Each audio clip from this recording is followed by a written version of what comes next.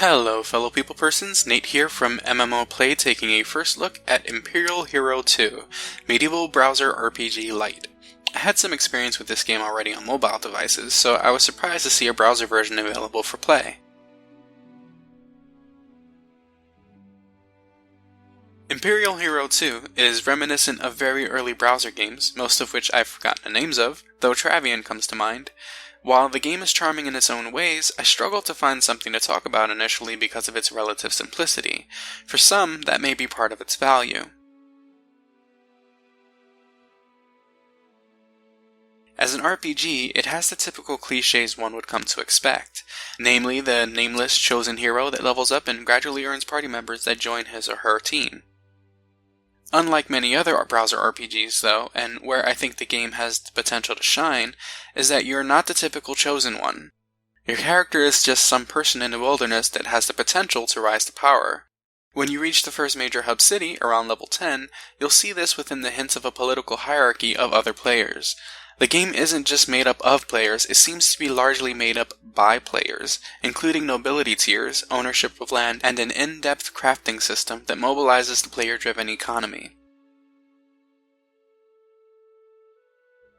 While these intricacies had the potential to prove entertaining, they were all closed off to me by level barriers preventing me from even learning about them, let alone engaging. Up until level 10, I wasn't able to do anything except watch my character participate in combat, emphasizing watch as it's fully automated, with your only options being the speed at which these battles take place. I can appreciate that, actually after years of RPG combat, it's kind of nice to just sip at my coffee while the computer takes care of all the busy work. The problem I have is the length of time it takes to level, exacerbated by real-time travel that can take anywhere from 10 seconds to 5 minutes, just from the short amount I had to move around in my early levels. These travel times can only be skipped with the in-game cash shop currency, diamonds, though anything below 15 seconds can be done for free.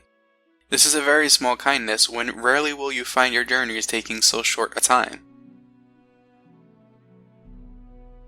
I felt this artificially slowed an already purposefully slow gameplay session, like sluggishly slow, which on its own isn't really a bad thing.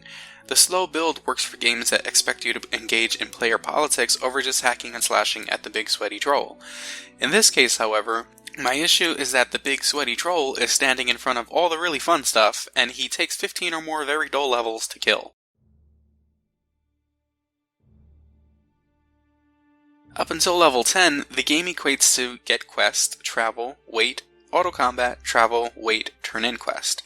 Afterward, you earn your first companion, a lifeless squid demon thing with no backstory name, or anything to give it any hint of a personality. At this point, you gain access to crafting, which are the first hints of a really fun addiction that came to me. The crafting system is pretty in-depth. Games where crafting is basically the core element, such as shop heroes, prove that there is a lot of fun to be had in essentially becoming a merchant, creating your own items and selling them to the highest bidding NPC and player alike. Unfortunately, you have to go through more than combat to get there, the game's weakest feature.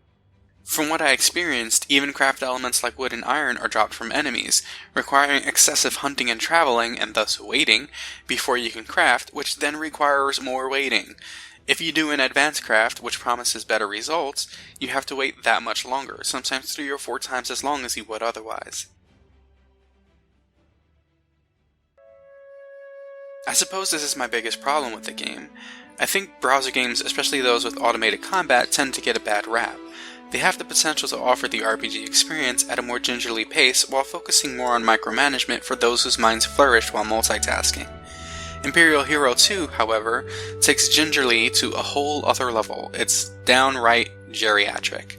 It's the old person in the car in front of you driving 20 under the speed limit because there's a slight drizzle. It's the lady ordering a half-caf, triple douchey, extra bullshit, no-sense latte when all you want is a cup of coffee. My patience wore very thin. Fortunately, the game offers you some free currency after you go through the various tutorials to speed up the process a bit. However, this posed its own problems. As a reviewer, I was trying to save my currency to spend it on the later experience, anticipating recruiting fees, RNG boxes, maybe some in-store items that would have helped me progress to later levels faster and explore higher level content. I didn't run into any of that, which is actually a good thing, but what I did run into was a need to use diamonds for every little thing that had a waiting time, which sadly was every little thing. The stop and go impedes progress heavily, and detracts from what would otherwise be a fun, mud-like experience, or for the younger gamers among us, multi-user dungeon, where graphics can take a backseat to engaging gameplay. So, does this mean I dislike the game? Not necessarily. I see a lot of potential in Imperial Hero II, primarily because of its focus on player-driven everything, though that could just as easily end up a curse if its problematic components prevent the community from growing. The generously slow everything might work okay on a mobile device where I might be juggling multiple casual games at a time, but in a PC browser I expect a different experience. One that keeps me actively engaged and requires the full extent of my attention span so that I'm not tempted to watch movies or play other games in a separate tab, only to forget about whatever it was I was originally doing long after various waiting times have ended. Despite that, there does seem to be an active community, niche as it is, and during my playtime I saw many auctions run by players crafting and building their own little kingdoms. Players that enjoy a slow burn game will thrive here, particularly among the older generation of gamer longing for the days of games like Utopia or Ragnarok, but those of us seeking consistent stimulation will probably do better elsewhere. And that's it for this review of Imperial Hero II. Be sure to subscribe and let us know in the comments what you think of the game.